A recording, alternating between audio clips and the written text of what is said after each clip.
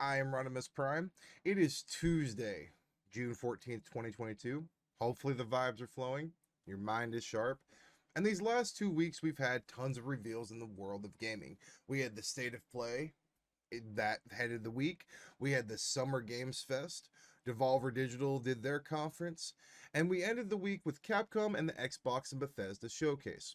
Now, seeing after we had all of this play out, I felt that it would only be prudent that we go ahead and re-rank our top 10 games that were revealed and shown off throughout this 2 week period. Now, I did a list earlier that showed the top 3 games to watch out for in 2022. Now, what I meant by that was games that I feel will fly underneath the radar that may not get the exact attention they deserve, but are definitely going to be worthy titles to play going forward in the next year. With that being said, when I do a top 10 list, overall, I look at these 10 games and I say to myself, the community as a whole, when they play these games, will universally love them, and they will be looked back on in this year of 2022 as the 10 games that really stood out. This is my opinion. A little disclaimer before we get into this. I understand that Xbox has their conference going today. And with that, I think it's going to be a lot of follow-ups to games that have already been shown. The only game that I feel that would take a place in my top 10 currently as is would be BioShock 4. And I feel that would be slotted into the top 5 and knock out that game at number 10 out of that position. But as I don't think they're going to reveal BioShock 4, I think that my top 10 list does well as is. So let's get straight into it. And these are my top 10 games revealed from the Summer Game Fest at 2022.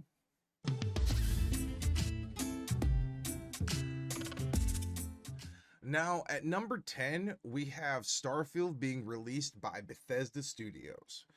Now, before you start leaving the video and throwing your drinks at the screen, just hear me out. So first off, I want to say that this is my list, so I may not want to play the same stuff as you do. Secondly, I think this game could be a 10 out of 10. I'm not the biggest Bethesda fan. I feel very overwhelmed by their games, and sometimes I just prefer watching someone else play them. Regardless, this game has massive potential. The environments look fresh, the enemies diverse, and the crafting level's insane. I watched that entire section where they showed off gameplay, and the ability to actually customize ships was very cool, and maybe something that drives me to actually play this. It does, however, look like a Fallout game mixed with No Man's Sky, which is part of the reason why I did put it at number 10. There were a lot of things promised about this game. One that has stood out throughout the community was that Todd Howard said that we will be able to visit over 1,000 planets and land anywhere on the planet.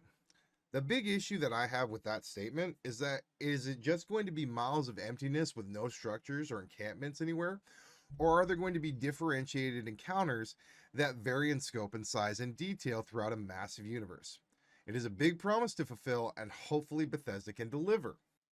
I don't think they could survive another Fallout 76, but I am hopeful for this game, and that's why I'm putting it at my number 10 spot. Next up at number 9, I have The Last Case of Benedict Fox. It was revealed during the Xbox and Bethesda showcase, and this Metroidvania platformer had me immediately intrigued with the debut of an ominous voice greeting our main character as he enters the Dark Manor at the beginning of our story.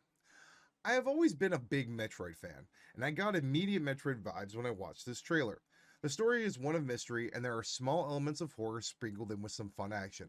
We see our main character Benedict as he enters a manor, and a ghostly figure or presence talks to him. It's then that he discovers that his father is dead, and we see some events play out in the mind of his father.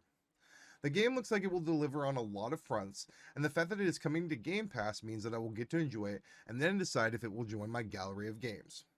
That is why I put The Last Case of Benedict Fox by developer Plot Twist at number 9. At number 8, I have Exoprimal by publisher Capcom. We have now seen Exoprimal twice, and both times I was excited to get in a mech suit and go hunt for dinosaurs. With the most recent Capcom showcase, we got a little bit more information on the game yesterday. And with that, we got to see what kind of game it was going to be. It is going to be a PvP with PvE, as two teams race against the clock and hordes of dinosaurs to see who will come out victorious. The gameplay looks amazing and very fun, and is something that I think you could get a group of friends together and enjoy for hours. It seems like there will be a lot of exosuits to choose from, so that your roles in the game will be diverse, and thus the game will not become stale. That is why I have put Exoprimal at number 8. At number 7, I have Street Fighter 6 by publisher Capcom. We're going to be staying in the realm of Capcom as we were treated to the reveal of Street Fighter 6, and I may be pre-ordering my first fighting game since the original Injustice. The game looks colorful, vibrant, new, and awesome. It seems like they're going to have an open world style campaign where you go from country to country fighting and making a name for yourself, which is awesome because it really drives home the Street Fighter theme. The game has parries and it looks so clean and crisp. I'm definitely excited to see what characters are revealed, and I'm excited for when the game will actually drop next year, and we'll definitely be putting some time online and in this new campaign. As such, that's why I have to put Street Fighter 6 at number 7. At number 6, I have Gungrave Gore by developer Prime Matter. You ever watch a trailer and within the first 10 seconds immediately wanted to know what happened next? That's what happened with Gungrave Gore.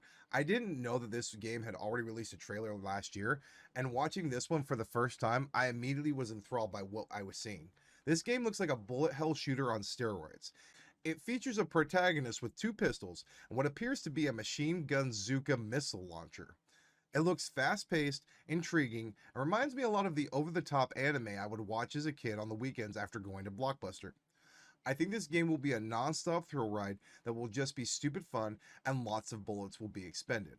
I look forward to when Gungrave Gore drops later this fall, and as such that's why I've slotted it at the number 6 position. At number 5, I have High on Life from the minds behind Rick and Morty. This game has the statement, "I huff paint" written all over it.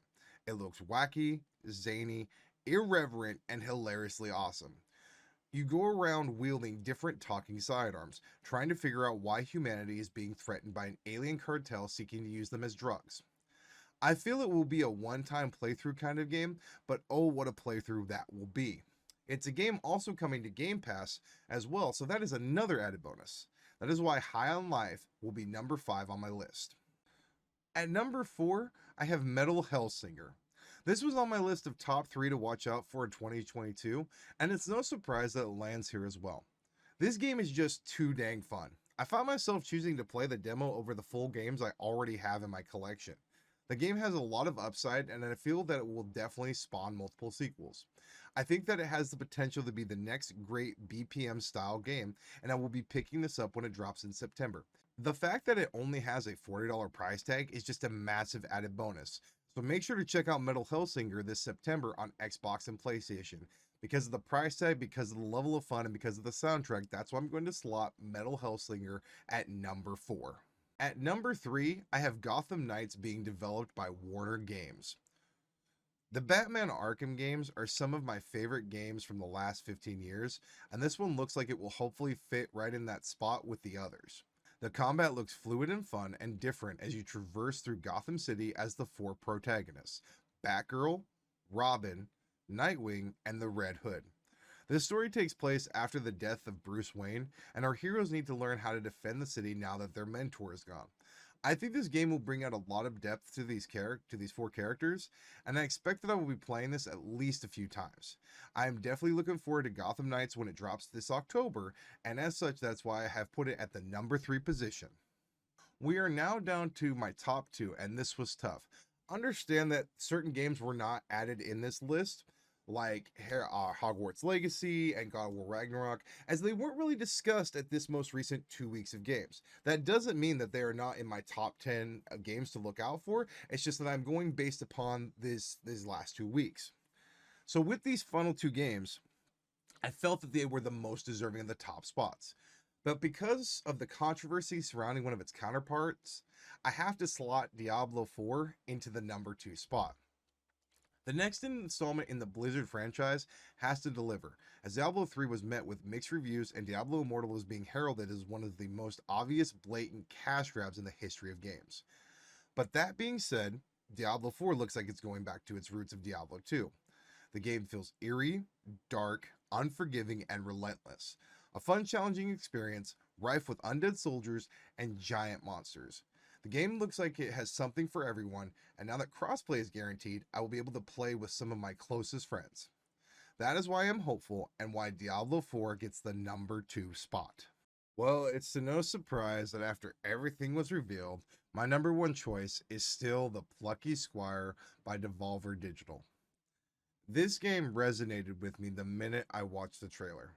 I couldn't find another game these last 2 weeks that has me more excited than this one.